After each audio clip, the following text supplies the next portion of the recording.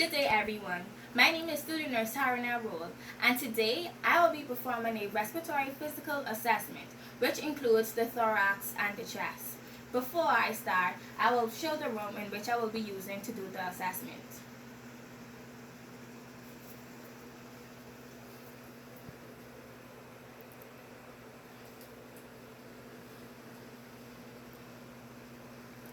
This is my client, Miss Jean Doe. Miss Doe, I will start off by asking you some respiratory questions before I get into the physical aspect of this assessment. Is that okay? No problem. Okay. Have you ever had any physical trauma to the chest or to the thorax area? No. Okay. Have you ever been exposed to any toxic chemicals that may affect your breathing pattern? Only if I'm cleaning. Okay. Do you have any family history of any respiratory diseases? My family has a history of lung cancer. Okay. And do you have any respiratory infections of your own? I had one a few weeks ago. Okay. I have already washed my hands, so now I will move into the physical aspect of this assessment. I will start with auscultation of the chest area, both anterior and posterior.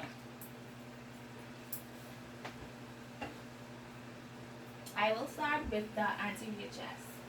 I will ask my client to breathe in and out. Can you please breathe in and out? In and out. In and out.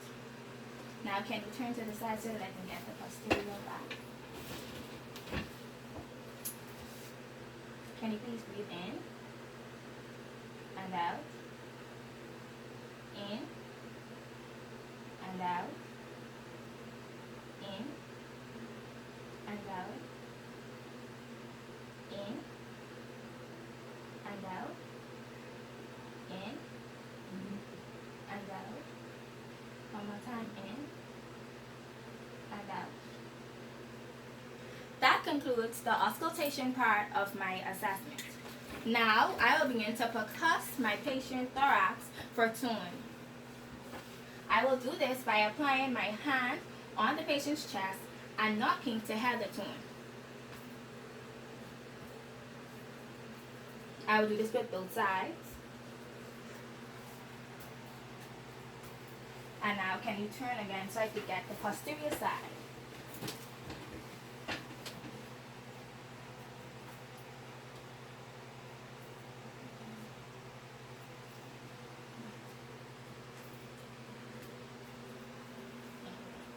While I was percussion, I was also watching the rise and fall of my patient's chest.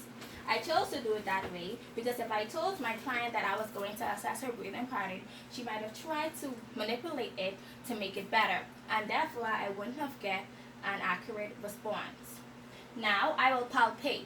When I palpate, I'll palpate for tenderness, muscle tone, and muscle growth.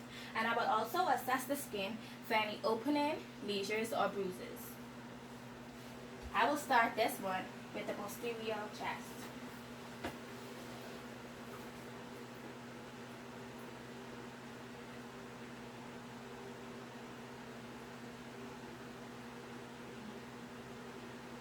And now as I can see, there is no skin bruises or no skin lesions. I will now do this with the anterior chest.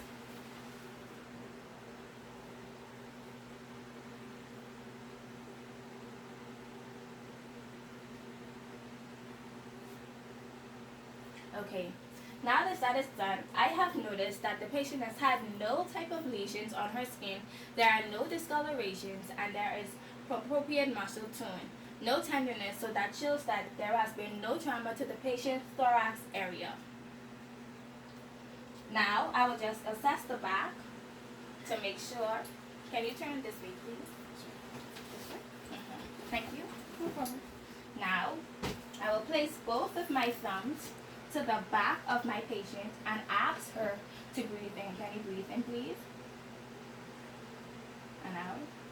One more time, in and out. This part of the assessment allowed me to notice the symmetrical movement of the back as she took deep breaths in and deep breaths out. I will now do it with the front. You can turn this way now. In and out. In Now I will ask my client another series of questions.